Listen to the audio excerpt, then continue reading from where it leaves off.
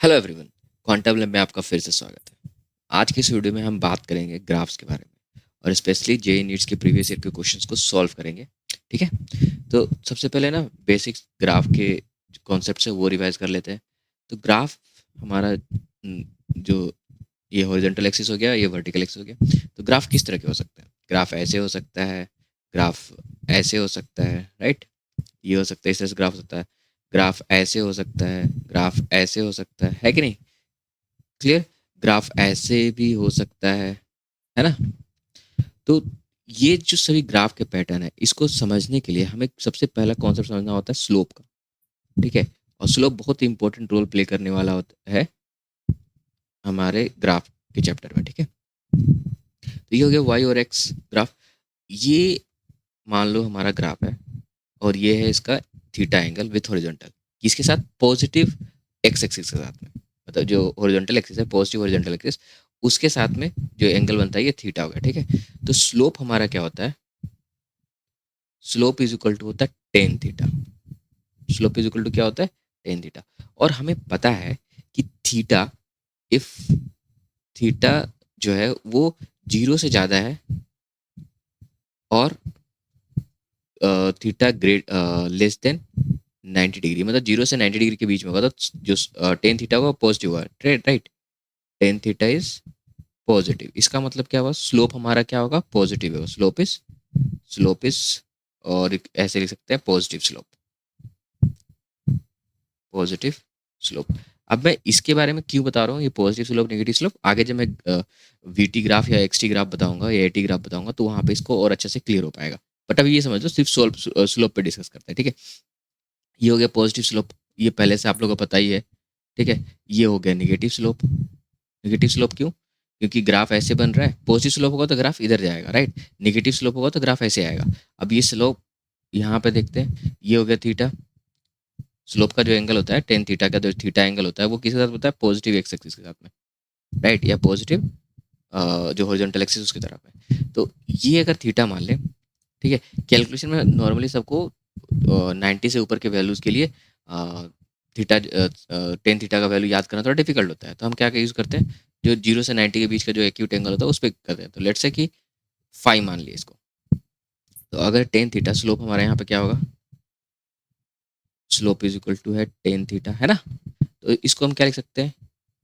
Ten pi minus five, और इसको क्या लिख सकते हैं? Minus ten five.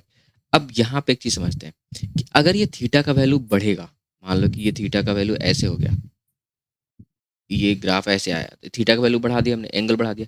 एंगल बढ़ाने से ये, अगर थीटा का वैल्यू हम बढ़ा रहे हैं तो फाई का वैल्यू कम हो रहा है। यहाँ पे जो एंगल है ये फाई का वैल्यू कम हो रहा है, और फाई का वैल्यू कम होगा तो टेन फाई का वैल्यू कम होगा। तो मतलब क्या हुआ कि अगर हम समझते बात को, कि अगर ये हमारा है, या इसको ऐसे लेते हैं, हॉरिजॉन्टल एक्सिस हो गया। अगर ये जो लाइन है इसको अगर हम रोटेट करें ना, ऐसे करके, सिर्फ इसको, वेट, ये है हमारा हॉरिजॉन्टल एक्सिस, ये हो गया ग्राफ। ठीक है, हाँ। अब जैसे जैसे इसको हम रोटेट करेंगे, ठीक, तो क्या हो रहा है? थीटा का वैल्यू बढ़ रहा है लेकिन स्लोप हमारा घट रहा है। और जैसे ही इधर आ रहे हैं थीटा का वैल्यू घट रहा है लेकिन स्लोप बढ़ रहा है। तो अगर जो थीटा का वैल्यू वो 90 से 180 के बीच में है, लाई करता है ना, तो अगर थीटा का वैल्यू बढ़ेगा तो स्लोप घटेगा। समझ रहे हो बात को? अगर ये थीटा है, ये जो थीटा है, ये इसका वैल्यू बढ़ेगा तो इस फाई का वैल्यू घटेगा, राइट? और फाई का वैल्यू घटेगा तो टेन फाई का वैल्यू घटेगा, यानी कि स्लोप का वैल्यू घटेगा। होगा वो नेगेटिव में, लेकिन वैल्यू जो है अगर मैग्नीट्यूड की बात करें तो वो घटेगा। तो जब एंगल जो है 0 से 90 के बीच में होगा तो स्लोप, एंगल के बढ़ने से स्लोप घटेगा हमारा, राइट? लेकिन वही एंगल अगर 0 से 90 के बीच में होगा तो एंगल बढ़ने से स्लोप बढ़ेगा। ठीक है, ये दो बातें क्लियर हो गई। ओके, अब हमारे पास दो चीजें हैं। एक ग्राफ हमारा ऐसे है, ठीक है, ये यहाँ पे देखें, तो अगर हर एक पॉइंट पे हमारा जो स्लोप होता है, ये जो स्लोप है, एंगल सेम है, यानी कि स्लोप सेम है। तो अगर स्लोप कांस्टेंट हुआ, स्लोप इज कांस्टेंट, तो हमारा ग्राफ क्या होगा, स्ट्रेट लाइन होगा। ठीक है, कोई दिक्कत नहीं ना, क्योंकि एंगल सेम है तो स्लोप सेम है। अब यहाँ पे ग्राफ देखते हैं, ये ग्राफ है ऐसे करके। अगर इस ग्राफ के बारे में बात करें तो क्या होगा यहाँ पे, यहाँ पे हर एक पॉइंट पे अगर हम, अच्छा एक और चीज, ये अगर y है, अगर ये y एक्सिस है और ये x एक्सिस है, तो स्लोप स्लोप हमारा होता है dy अपॉन dx। ठीक है, और ये स्लोप किसका निकालता है, टेंजेंट का। तो यहाँ पे अगर इस पॉइंट पे देखें, टेंजेंट ड्रॉ करें, तो इसका स्लोप, इस पॉइंट पे देखें, यहाँ पे टेंजेंट ड्रॉ करें तो स्लोप, और इस पे देखें ये एंगल बढ़ रहा है ना, और ये एंगल बढ़ रहा है तो स्लोप बढ़ रहा है। तो मतलब क्या हुआ, यहाँ पे ये जो ग्राफ है इसमें क्या हो रहा है, स्लोप इज इंक्रीजिंग। यहाँ पे क्या हो रहा है, स्लोप इज इंक्रीजिंग। इसका मतलब क्या हुआ कि dy अपॉन dx जो है ना, वो इंक्रीज कर रहा है, इज इंक्रीजिंग। अच्छा एक और चीज आप नोटिस करो, यहाँ पे थीटा का वैल्यू 0 से 90 के बीच में लाई कर रहा है। इसका मतलब क्या, स्लोप क्या है, पॉजिटिव है। तो slope is increasing and positive. तो यहाँ पे क्या लिखेंगे, एंड पॉजिटिव। ठीक है, कोई दिक्कत नहीं है ना। अब यहाँ पे एक और देख लेते हैं, ये अगर ग्राफ है हमारा, मतलब एक्सिस हो गया, और ग्राफ हमारा कुछ ऐसे है। तो यहाँ पे अगर हम बात करें, ये इस केस में क्या हो रहा है, अगर यहाँ देखें तो स्लोप हमारा कुछ ऐसा होगा, इस जगह पे, इस जगह पे देखें तो स्लोप हमारा कुछ ऐसा होगा, यहाँ पे क्या हुआ, स्लोप हमारा कुछ ऐसा होगा। स्लोप, एंगल डिक्रीज कर रहा है ना, यानी कि स्लोप डिक्रीज कर रहा है। अभी भी एंगल 0 से 90 के बीच में है ना, तो जैसे एंगल डिक्रीज करेगा स्लोप डिक्रीज करेगा। तो स्लोप डिक्रीज कर रहा है, मतलब यहाँ पे स्लोप इज डिक्रीजिंग, है ना। अब स्लोप डिक्रीज कर रहा है मतलब dy upon dx is decreasing. dy upon dx किस लिए, क्योंकि ये x है ये y है, तो dy upon dy upon dx is decreasing. अब यहाँ भी अगेन एंगल जो है 0 से 90 के बीच में है, तो डिक्रीजिंग एंड पॉजिटिव। एंड यहाँ भी क्या होगा, डिक्रीजिंग एंड पॉजिटिव। कोई दिक्कत नहीं। ठीक है, ग्राफ फिर हमारा ऐसे बन सकता है, यहाँ पे एक ग्राफ अगर हम ले इस जगह पे और ग्राफ को ऐसे करें, तो यहाँ पे क्या आ रहा है, इस वाले ग्राफ में अगर हम बात करें, इस तरह का ग्राफ अगर बनता है तो यहाँ पे क्या होगा, ये हो गया वाई और एक्स। तो इस जगह पे अगर देखें तो स्लोप हमारा पॉजिटिव है नेगेटिव है, स्टार्टिंग से देखें तो ग्राफ हमारा, यहाँ पे टेंजेंट ड्रॉ करेंगे तो स्लोप हमारा ऐसे करके, ये नेगेटिव स्लोप है ना, 90 से ज़्यादा एंगल है। यहाँ पे ऐसे ड्रॉ करेंगे तो ये भी स्लोप क्या होगा, 90 से ज़्यादा ही होगा, और यहाँ स्लोप करेंगे तो ये भी 90 से ज़्यादा ही आएगा, है ना। तो यहाँ पे स्लोप है नेगेटिव, ठीक है पहले, और एंगल, ध्यान रहे यहाँ पे एंगल क्या हो रहा है, डिक्रीज कर रहा है। थीटा का वैल्यू, सॉरी थीटा का वैल्यू इंक्रीज कर रहा है, स्लोप का एंगल है वो इंक्रीज कर रहा है, और एंगल 90 से ज़्यादा है, तो इसका मतलब क्या हुआ कि स्लोप डिक्रीज कर रहा है। मैंने बताया था ना कि अगर थीटा का वैल्यू 90 से ज़्यादा है तो एंगल बढ़ेगा, तो स्लोप का वैल्यू डिक्रीज करेगा, राइट। तो यहाँ पे क्या हुआ, slope is decreasing, slope is decreasing and negative, and is negative. ठीक है, same dy upon dx is slope is decreasing and negative. कोई दिक्कत नहीं ना। अब यहाँ पे एक और देख लेते हैं ग्राफ का सेशन।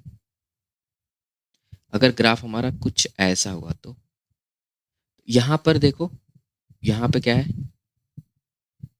ग्राफ हमारा ऐसे यहाँ पे स्लोप था, इस जगह पे स्लोप करेंगे तो ये स्लोप ऐसा हुआ, यहाँ पे ऐसे, तो यहाँ पे देखो एंगल क्या डिक्रीज कर रहा है, क्या हो रहा है, एंगल डिक्रीज कर रहा है। ये जो थीटा है इसका वैल्यू, इसका वैल्यू डिक्रीज कर रहा है, राइट। पहले 180 था, अब उससे कम हुआ, अब उससे कम हुआ, और ये 90 की तरफ बढ़ रहा है, मतलब 180 से 90 की तरफ आ रहा है, तो एंगल घट रहा है, यानी कि स्लोप इंक्रीज कर रहा है यहाँ पे। तो यहाँ पे क्या होगा, स्लोप इज इंक्रीजिंग। लेकिन ध्यान रहे यहाँ पे स्लोप नेगेटिव है, एंड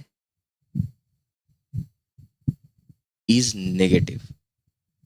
ठीक है, same dy upon dx is increasing and is negative। ठीक है। अब ये सब स्लोप और स्लोप का इंक्रीजिंग और डिक्रीजिंग मैंने क्यों बताया, वो इसलिए क्योंकि हमें पता है कि अगर dx अपॉन dt करते हैं which is slope of xt graph, ये क्या आएगा, वेलोसिटी और स्पीड, वेलोसिटी और स्पीड, कोई दिक्कत नहीं। इसी तरह से अगर हम dv अपॉन dt करते हैं तो ये क्या देगा, स्लोप ऑफ vt ग्राफ,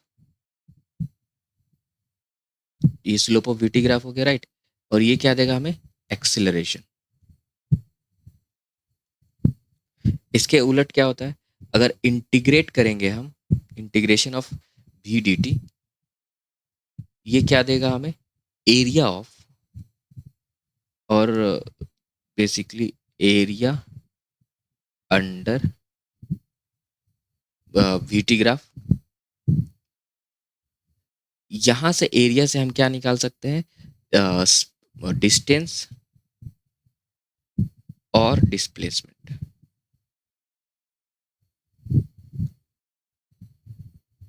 ठीक है। सिमिलरली यहाँ पे ए डी टी अगर हुआ तो इससे क्या निकलेगा हमें, ये हो गया area under A T graph, और ये क्या देगा हमें, change in velocity, change in velocity. कोई दिक्कत यहाँ पे। तो ये था सारा अब हमारा प्री रिक्विजिट राइट। अब बात करते हैं जेई नीट के क्वेश्चन से, स्टार्ट करते हैं नीट के क्वेश्चन से। तो सबसे पहले ये क्वेश्चन देखते हैं। इस क्वेश्चन में क्या दे रखा है कि एक पार्टिकल है, a particle shows distance time a particle shows distance time graph as given in the figure, the maximum instantaneous velocity of the particle is around the point। यहाँ पे हमारे पास 4 पॉइंट दे रखे हैं, ए बी सी और D. ठीक है, हमें बताना है कि इन चारों पॉइंट में से किस पॉइंट पर ज़्यादा इंस्टेंटेनियस वेलोसिटी होगा, और ये कौन सा है, डिस्टेंस टाइम ग्राफ। तो हमें पता है कि डिस्टेंस टाइम ग्राफ में D x upon D T, ये क्या होता है हमें, ये है slope of distance time graph यानी एक्स टी ग्राफ, और यही देता है हमें इंस्टेंटेनियस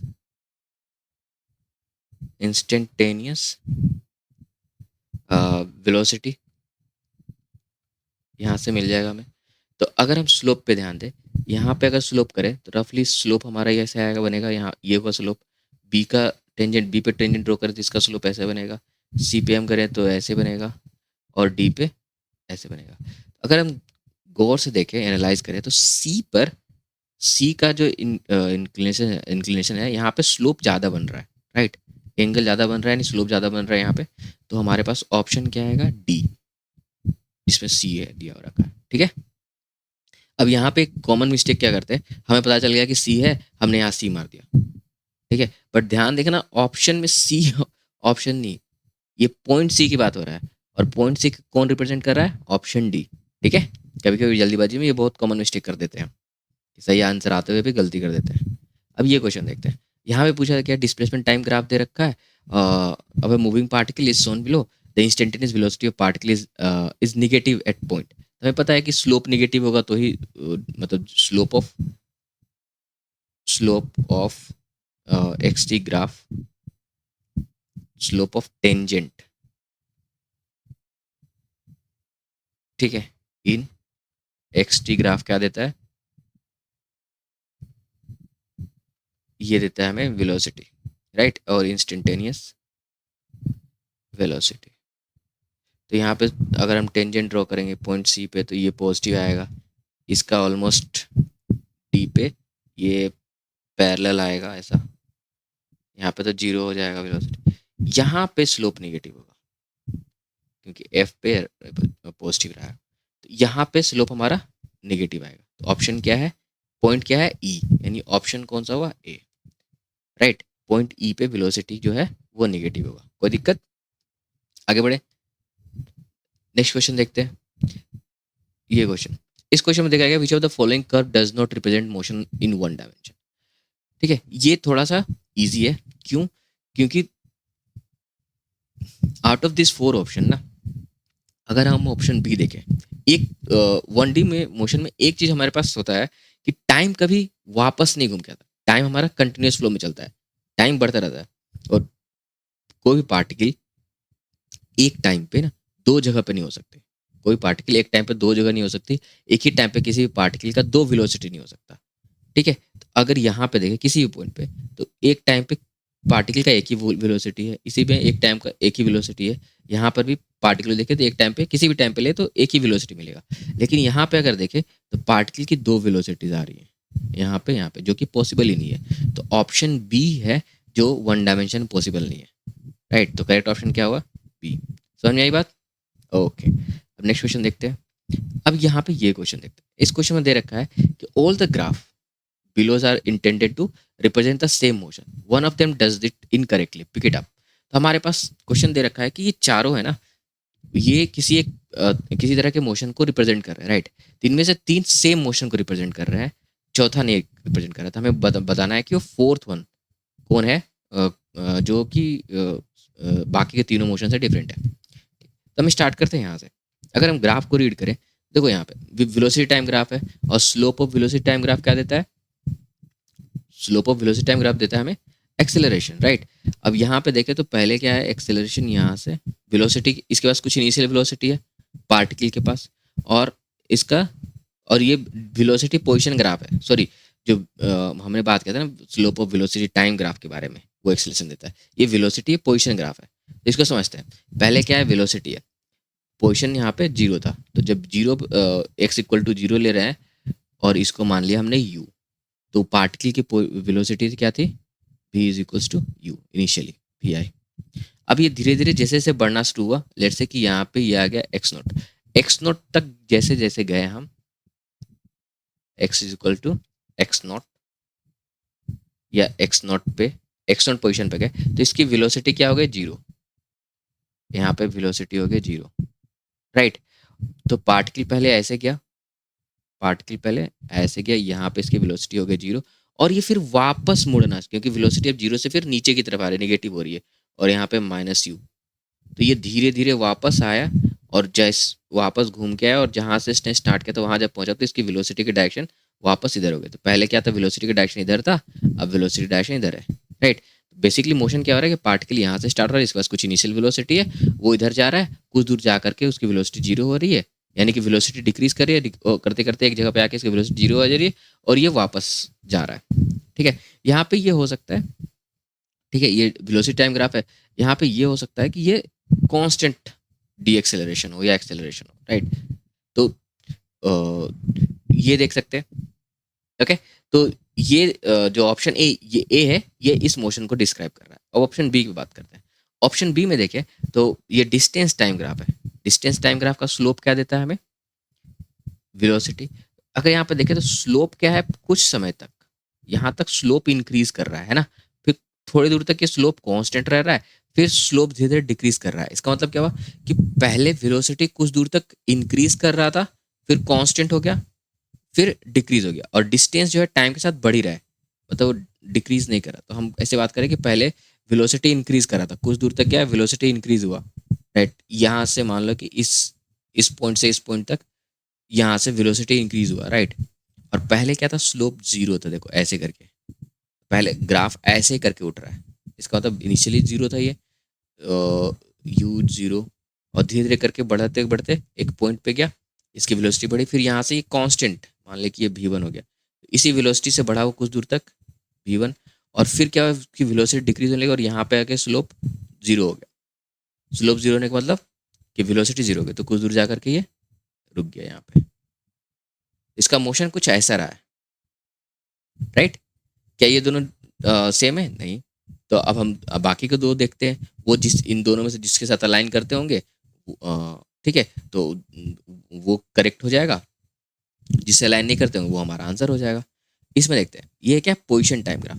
इसमें क्या है, पार्टिकल पहले बढ़ रहा है, कुछ दूर तक जा रहा है पॉजिटिव में, फिर वहां से डिक्रीज कर करके फिर से पार्टिकल अपने 0 पोजीशन पे आ जा रहा है। तो ये इस वाले से अलाइन कर रहा है। पहले पार्टिकल जैसे जैसे टाइम बढ़ रहा है पार्टिकल जो है वो कुछ दूर जा रहा है, और इसका पोजीशन, अगर इसका स्लोप निकाले, पोजीशन टाइम ग्राफ का भी स्लोप क्या आता है हमें, वेलोसिटी देता है। तो वेलोसिटी धीरे धीरे डिक्रीज कर रहा है, यहाँ पर स्लोप क्या है, डिक्रीज कर रहा है ना, स्लोप धीरे धीरे डिक्रीज कर रहा है। वेलोसिटी एक जगह पे आके स्लोप क्या हो गया, parallel to time, slope zero हो गया, मतलब जो टेंजेंट है वो टाइम एक्सिस के पैरेलल हो जाएगा, तो यहाँ पे स्लोप जीरो हो गया। स्लोप जीरो होने का मतलब क्या, वेलोसिटी जीरो, जीरो, उसका फिर धीरे धीरे स्लोप जो है वो निगेटिव डायरेक्शन में बढ़ना शुरू हुआ, राइट। तो वेलोसिटी बढ़ने लगी लेकिन निगेटिव हो गई। तो ये इस वाले ऑप्शन से अलाइन कर रही है, राइट। तो ए ऑप्शन और बी ऑप्शन दोनों एक साथ हो गए। अब डी वाले पे देखते हैं, डी में क्या है, वेलोसिटी टाइम ग्राफ दे रखा है, यहाँ पे वेलोसिटी के साथ ये कांस्टेंट स्लोप है। वेलोसिटी टाइम ग्राफ का स्लोप क्या देता है हमें, एक्सेलरेशन कांस्टेंट, और यहाँ पे नेगेटिव नेगेटिव स्लोप है, मतलब एक्सेलरेशन नेगेटिव है, राइट। तो बिल्कुल हो सकता है, क्योंकि पूरे मोशन में एक्सेलरेशन का डायरेक्शन किधर है, इधर है ना। तो और ये कांस्टेंट हो सकता है, स्ट्रेट लाइन दे रहे थे कांस्टेंट है ना। स्लोप वीटी ग्राफ का स्लोप कांस्टेंट यानी एक्सेलरेशन कांस्टेंट, और वो अब निगेटिव एक्सेलरेशन है। तो ये तीनों ए सी और डी, ये तीनों एक ही मोशन को रिप्रेजेंट कर रहे हैं। ऑप्शन बी है जो इनसे डिफरेंट है। तो करेक्ट ऑप्शन क्या हो गया हमारा, बी। ठीक है, आगे बढ़े, चलो अब ये क्वेश्चन देखते हैं। इस क्वेश्चन में दे रखा है इन्होंने कि velocity time graph of a body in a straight line motion is shown in the figure. The point S is at 4.33 seconds. The total distance covered by the body in 6 seconds is. ठीक है, अब यहाँ पे ना इस question में एक बहुत ही इंपॉर्टेंट कॉन्सेप्ट है, मैं बता दूँ।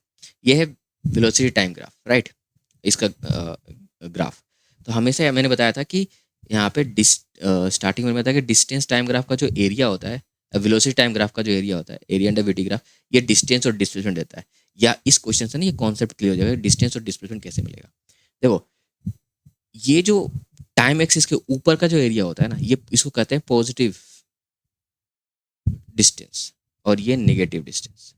अगर मुझे डिस्प्लेसमेंट निकालना हो ना, तो इसका साइन के साथ ऐड करेंगे, राइट। लेट से कि इसका एरिया है, ये है हमारा A1 हो गया, और ये हो गया A2। तो मुझे अगर डिस्प्लेसमेंट निकालना है, ठीक है, if I have to find displacement, तो मैं क्या करूँगा, A1 माइनस A2 करूँगा, क्योंकि ये नीचे वाला जो एरिया है इसको निगेटिव मानेंगे, तो A1 माइनस A2 करेंगे। लेकिन यही पे मुझे डिस्टेंस ऐड करना है, तो डिस्टेंस में तो यहाँ पे क्या होगा, A1 प्लस A2, बस यही डिफरेंस है डिस्टेंस और डिस्प्लेसमेंट कैलकुलेट करने में। क्लियर। अब यहाँ पे एक और चीज़ है कि अगर मुझे ये एरिया कैलकुलेट करना है, तो मुझे इस पॉइंट का एग्जैक्ट पता होना चाहिए कि वैल्यू क्या है। तो ये दे रखा है, इन्होंने दे रखा है कि 4.33 पे ये क्रॉस कर रहा है, यानी वेलोसिटी जो है 4.33 सेकेंड पे जीरो है। बेसिकली मोशन क्या हो रहा है, यहाँ से जीरो से ए तक ये कांस्टेंट एक्सेलरेशन से मूव कर रहे हैं, कि स्लोप कांस्टेंट है।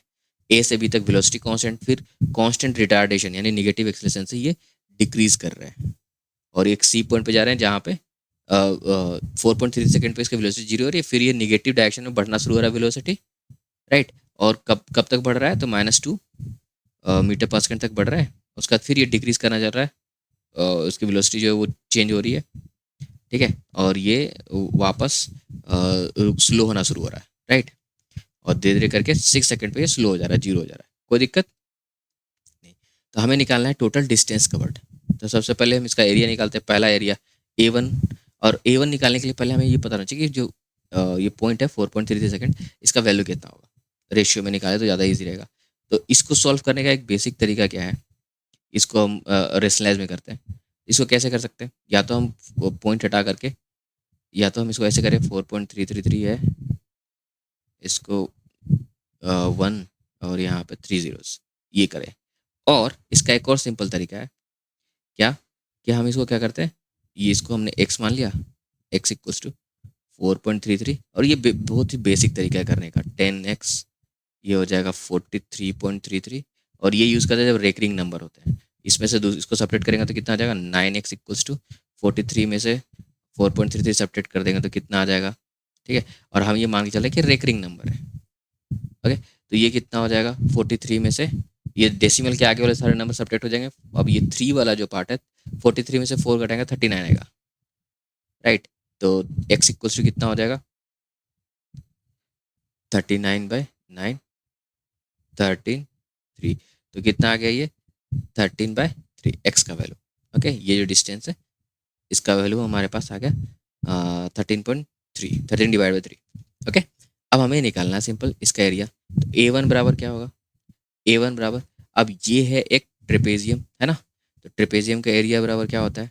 तो 1/2 sum of parallel sides, sum of parallel sides. तो ये ए से बी का डिस्टेंस कितना है? ये 2 से 3 यानी कि 1 प्लस यहाँ से यहाँ तक का डिस्टेंस, तो ये तो 13/3 है ही, right, into distance between parallel sides. तो ए और ए बी और ओ एस के बीच में जो डिस्टेंस है ये कितना है? 4 का, राइट। तो ये 4, ये हो गया 2, कितना आ जाएगा?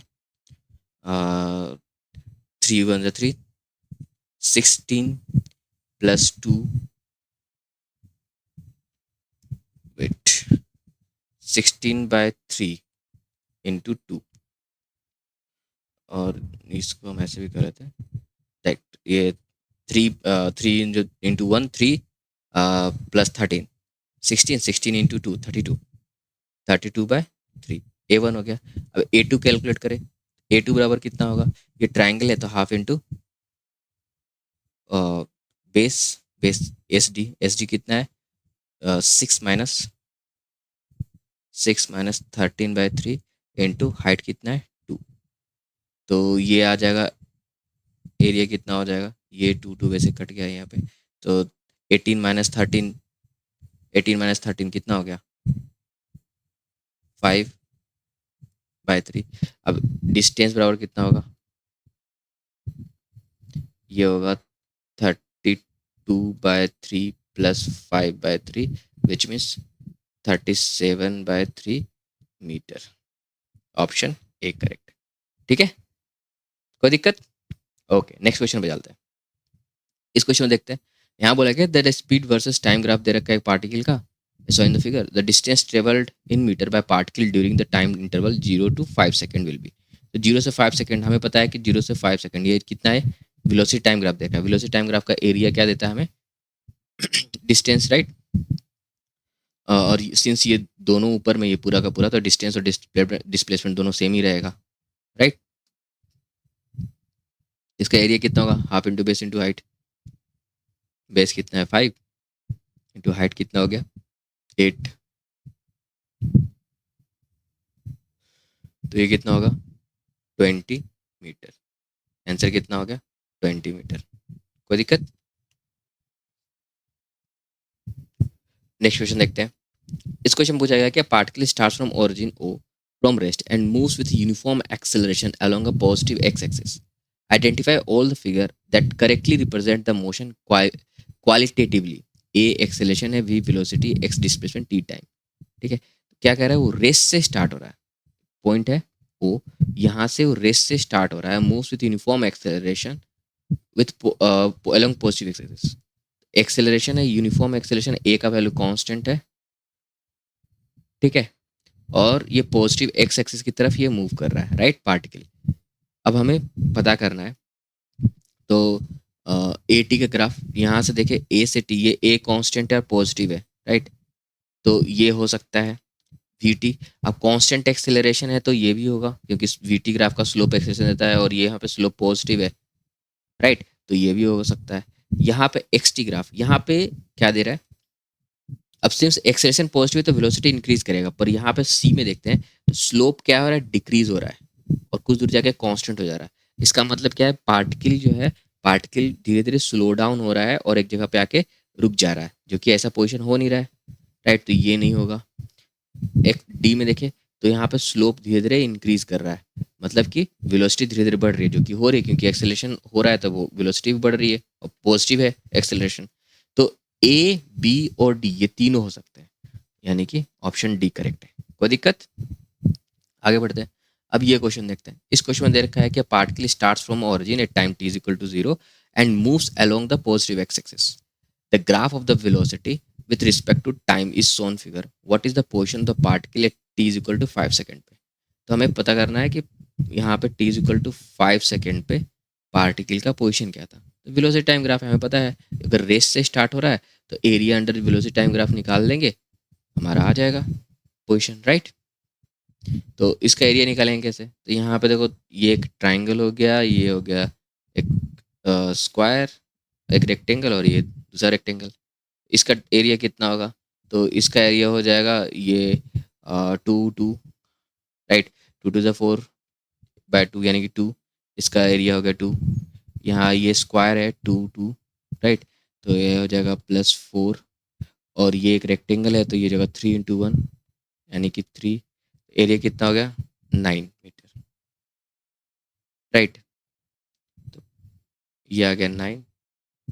कोई दिक्कत नहीं। तो t=5 सेकेंड पे पोजीशन कहाँ होगा? 9 मीटर पे। अब ये हुआ। नेक्स्ट क्वेश्चन पे देखते हैं।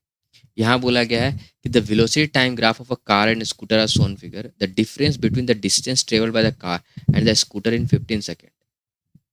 हमें यहाँ पे दो तीन चीज़ें कैलकुलेट करनी है। अगर यहाँ पे हम देखें तो यहाँ पे दे रखा है कि वेलोसिटी टाइम ग्राफ है, और ये इसमें दो ग्राफ है, दो व्हीकल्स है, एक स्कूटर है एक कार है। स्कूटर का दे रखा है कि स्कूटर जो है ना कांस्टेंट वेलोसिटी से मूव कर रहा है 25 सेकेंड तक, और बट जो कार है वो 15 सेकेंड तक एक्सेलरेट कर रही है, और उसके बाद ये कांस्टेंट हो जा रही है, राइट। तो हमें निकालना क्या है कि the difference between the distance travel bye the car and the scooter in 15 second. तो 15 सेकेंड में कितना डिस्टेंस का डिस्टेंस इनका डिफरेंस है वो कैलकुलेट कर लेते हैं। अब डिस्टेंस कैसे निकालते हैं? तो एरिया अंडर कर्व। तो 15 सेकेंड में स्कूटर का कितना होगा? नंबर 1 अगर बात करें तो difference between the distance travel bye the car and the scooter in 15 second. सबसे पहला बात है 15 सेकेंड में कार का 4 कार, 4 कार। ये कार 15 सेकेंड तक एक्सेलरेट कर रही थी, तो इसका एरिया कितना होगा? एरिया बराबर या डिस्टेंस बराबर क्या हो जाएगा? Distance half into base into height, यानी कि बेस कितना होगा 15 और हाइट कितना है हमारा 45। ओके, ये हो गया डिस्टेंस, और ये आ जाएगा 337.5 मीटर। अब यहीं पे हम निकाले हैं 4। स्कूटर अगर बात करें तो ये कितना हो जाएगा? यहाँ पे डिस्टेंस, तो ये कवर कर रहे हैं कितना?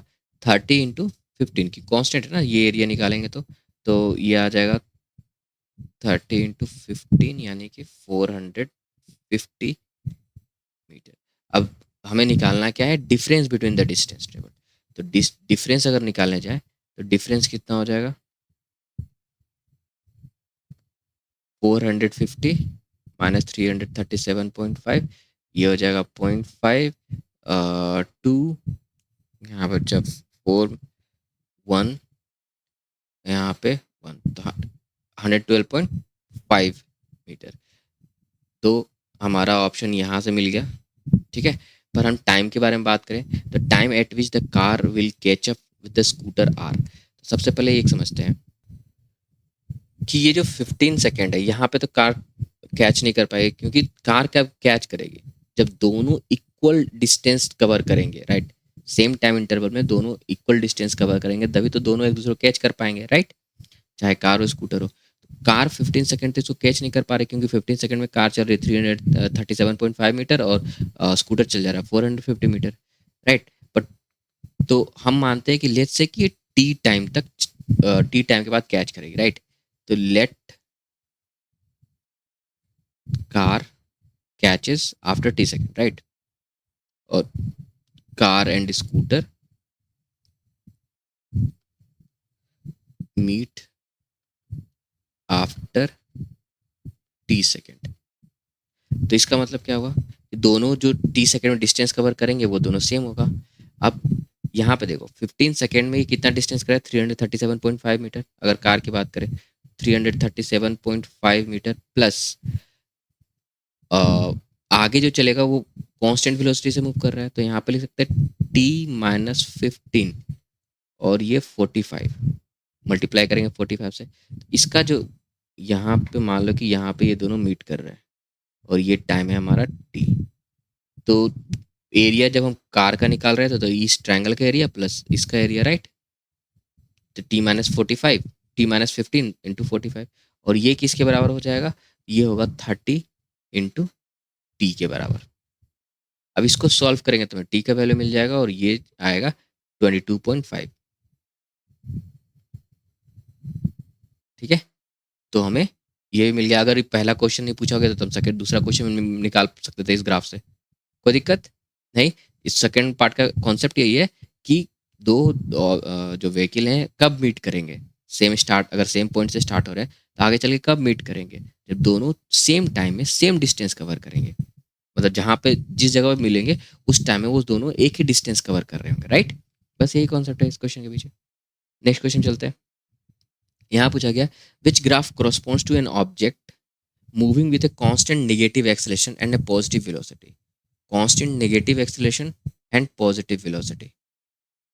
अब ये सिचुएशन कैसा है, ये सिचुएशन ऐसा है, देखो एक पार्टिकल है जो इधर मूव कर रहा है, वेलोसिटी उसकी इधर है, लेकिन ये कॉन्स्टेंटली इसकी वेलोसिटी डिक्रीज कर रही है, तो जो एक्सेलरेशन है उसका डायरेक्शन इधर है, राइट। कोई दिक्कत, और ये कुछ दूर जा करके इसकी वेलोसिटी हो जाएगी 0। यही सिचुएशन होता है। तो यहाँ पे देखो वेलोसिटी टाइम ग्राफ दिख रहा है।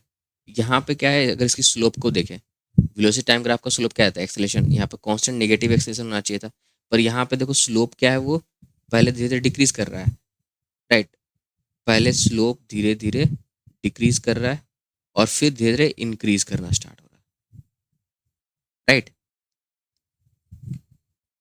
तो ये तो होगा नहीं क्योंकि यहाँ पे एक्सेलेरेशन कांस्टेंट नहीं है। यहाँ पे देखें तो यहाँ पे स्लोप क्या है, धीरे धीरे बढ़ रहा है, वेलोसिटी टाइम ग्राफ। तो वेलोसिटी धीरे धीरे इंक्रीज कर रही है पर कांस्टेंट नहीं इंक्रीज कर रही है, राइट। स्लोप हमारा कांस्टेंट नहीं है, तो ये दोनों ऑप्शन तो होंगे नहीं। अब बात करते हैं वेलोसिटी डिस्टेंस में। यहाँ पे देख रहे हैं, यहाँ पे क्या हो रहा है, वेलोसिटी और डिस्टेंस। यहाँ वेलोसिटी डिस्टेंस के साथ साथ डिक्रीज कर रही है, राइट। और यहाँ पे वेलोसिटी डिस्टेंस के साथ, वेलोसिटी यहाँ पे डिस्टेंस के साथ यहाँ भी डिक्रीज कर रही है, पर इस जगह पे जो स्लोप हो रहा है ना, यहाँ पे हो क्या रहा है, यहाँ पे वेलोसिटी डायरेक्ट आकर के एक सर्टेन डिस्टेंस पे जाकर के 0 हो जा रही है, पर यहाँ पे दिख रहा है ये डिस्टेंस के साथ साथ ये वेलोसिटी कम हो रही है, लेकिन ये 0 नहीं हो रही है, ये घटती जा रही है पर 0 नहीं हो रही एकदम से, राइट। तो हमारा ऑप्शन करेक्ट कौन सा होगा, सी। कोई दिक्कत, आगे बढ़े। इस क्वेश्चन में क्या पूछा गया है कि the distance travel by body moving along a line in time t is proportional to T cube, right. तो हमें बोला गया है कि जो x है ये प्रोपोर्शनल टू है किसका, टी क्यू का। अगर हम इस प्रोपोर्शनल हटाते हैं और एक कांस्टेंट लगा देते हैं तो v इज इक्वल टू क्या आ जाएगा, D x upon D T. ये कितना हो जाएगा, 3k t²। फिर अगर एक्सेलेरेशन निकाले तो ये कितना होगा, D V upon D T. ये हो जाएगा 6k t। अब एक्सेलरेशन को हम ऐसे लिख सकते हैं directly proportional to T, right, है ना। यहाँ से अब एक्सेलरेशन डायरेक्टली प्रोपोर्शनल टी है, एटी ग्राफ है, ये जो ये किसका आएगा, डायरेक्टली प्रोपोर्शनल टी है। तो ए और टी के बीच में कांस्टेंट है, राइट। तो हमारा ग्राफ होगा बी। यही बता रहा है, यही ग्राफ है, ए डायरेक्टली प्रोपोर्शनल टी। ओके, अब ये क्वेश्चन देखते हैं। इस क्वेश्चन में क्या दे रखा है कि the graph of an object's motion is shown in the figure, the instantaneous velocity of an object at point A and B are V A and V B, right. यहाँ पे V A and V B है, velocity दे रखा है इन्होंने। Then यहाँ बोला है कि वी ए और वी बी के बारे में निकालता है इंस्टेंटेनियस वेलोसिटी। तो पहले पता है कि हमें D x upon D T जब निकालते हैं तो हमें निकलता है वेलोसिटी, इंस्टेंटेनियस वेलोसिटी, राइट। ये और ये बताते भी क्या है, स्लोप। पर अगर इस ग्राफ को देखें तो स्लोप क्या है, कांस्टेंट है इस ग्राफ के लिए, तो ये कांस्टेंट है, राइट। वेलोसिटी हमारा कांस्टेंट है, और जब वेलोसिटी कांस्टेंट होता है तो इंस्टेंटेनियस वेलोसिटी हर पॉइंट पे उस कांस्टेंट वेलोसिटी के बराबर होता है। तो यहाँ पे स्लोप ऑफ वेलोसिटी निकालें, ए पर भी वही वेलोसिटी होगा और बी पे वही होगा, है ना।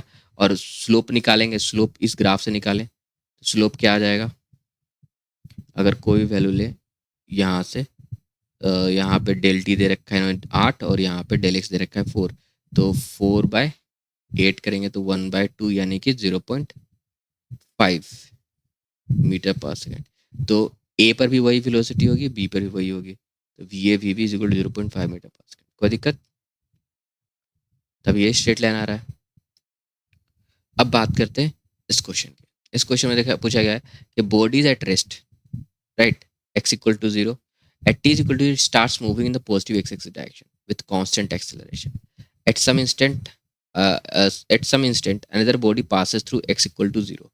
मतलब एक बॉडी है, ऐसे करके मूव कर रहा है, राइट, x इक्वल टू ये at t is equal to 0, ये था x इक्वल टू 0 पे बॉडी ए, और ये चलते चलते चलते चलते चलते एक सर्टेन टाइम पे यहाँ पहुँच गया।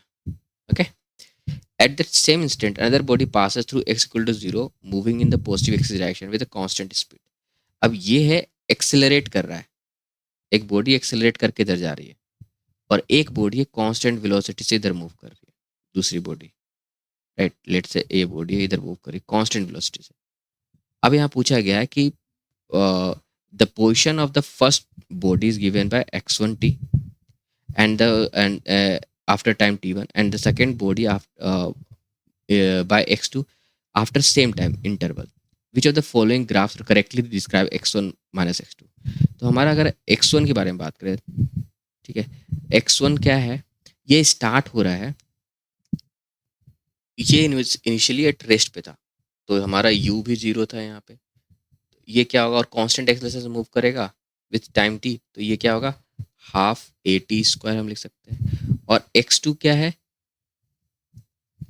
एक कांस्टेंट वेलोसिटी से मूव कर रहा है, यानी कि v और इंटू टी, ये आ गया। हमें निकालना है x1 minus X two. x1 minus X two अगर हम करेंगे तो ये क्या इतना हो जाएगा, half A T square minus V T. अगर हम ध्यान से देखें तो ये a और वी टी, राइट, ए भी कांस्टेंट है, वी भी कांस्टेंट है, वेरिएबल कौन सा है, टी स्क्वायर टी, और ये क्या है, एक पैराबोलिक पाथ है, क्वाड्रेटिक इक्वेशन है ना, ये पैराबोलिक पाथ होगा। तो और जैसे जैसे तो यहाँ पे क्या होगा हमारे साथ कि देखो, ये x1 मान x2 है, जो ए टी स्क्वायर है, हो सकता है कि इसका एक्सेलरेशन स्लो हो, ये धीरे धीरे बढ़े, और ये कांस्टेंट वेलोसिटी से बढ़ रहा हो, तो दोनों के बीच में डिस्टेंस मान लो कि ये एक कार है और ये कार है, दोनों एक साथ बढ़ी, और ये एक्सेलरेट कर रही है और ये कांस्टेंट वेलोसिटी से मूव कर रही है, तो धीरे पहले क्या होगा, इन दोनों के बीच में थोड़ा सा डिस्टेंस बढ़ेगा, है ना, और ये बढ़ते बढ़ते, क्योंकि ये कांस्टेंट वेलोसिटी से बढ़ रहा है, धीरे धीरे आगे बढ़ रहा है, ये बढ़ते बढ़ते एक ऐसा पॉइंट पे चलेगा जब दोनों की वेलोसिटी सेम हो जाएगी, क्योंकि ये एक्सेलरेट कर रहा है, इसका तो कांस्टेंट है, राइट, और उसके बाद फिर क्या होगा, ये इसकी वेलोसिटी धीरे धीरे बढ़ने लगेगी, और इसकी वेलोसिटी तो कांस्टेंट है, तो दोनों के बीच का जो सेपरेशन है वो धीरे धीरे कम होना शुरू होगा, और एक पॉइंट पे आकर के इसको पास करेगा, राइट। तो x1 माइनस एक्स टू क्या होगा, पहले तो ये निगेटिव होगा कुछ समय तक, और धीरे धीरे इंक्रीज भी करेगा निगेटिव में, ओके, और कुछ दूर जा करके फिर ये 0 हो जाएगा, okay, x1 minus X two का वैल्यू कुछ दूर पे जाकर ये एकदम मैक्सिमम वैल्यू पहुंचा, फिर वहां से ये डिक्रीज करना शुरू होगा, और फिर कुछ दूर आकर के ये 0 हो जाएगा, और फिर ये पॉजिटिव हो जाएगा, क्योंकि x1 जो है एक्सेलरेट कर रहा है, तो वेलोसिटी ज़्यादा होती है, ये इससे आगे बढ़ने लगेगा, तो x1 माइनस एक्स टू क्या होगा, एक पॉजिटिव वैल्यू देना शुरू करेगा। इनमें से आउट ऑफ दिस 4 ऑप्शन जो बी है वो ज़्यादा अलाइन कर रहा है हमारे इस मोशन के पैटर्न पे, तो ऑप्शन बी करेक्ट है, ठीक है। तो आज की इस वीडियो में इतना ही, मिलते फिर नेक्स्ट वीडियो में, तब तक के लिए बाय।